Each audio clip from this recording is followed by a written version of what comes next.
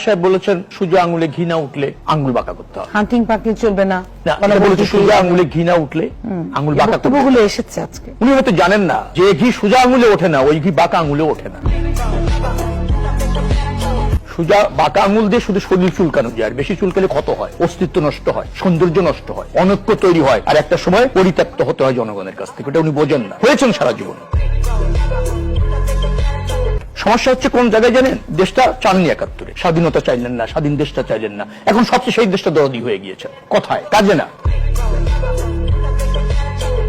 আপনি আমাকে বলবেন স্বাধীনতার এই ৫৩ বছরে বাংলাদেশের জাতির জন্য জামাতের ন্যূনতম কোনো অবদান আছে এই রাষ্ট্রে? ন্যূনতম কোনো অবদান এই রাষ্ট্রের জন্য, এই দেশের জন্য, সেটা গণতন্ত্র বলেন, স্বৈরাচার হটানো আন্দোলন বলেন, আইনের শাসন বলেন, যে যে জায়গায় আমাদের হয়েছে, সমৃদ্ধি হয়েছে, তার কোন জায়গায় জামাতের কোনো অবদান আছে?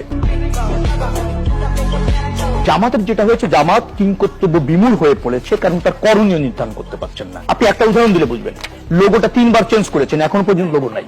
জানেন না কি যুক্ত করবেন আর কি বর্জন করবেন, কারণ জাতির জন্য তো কিছু করণীয় নাই, কোনো মেসেজ নাই।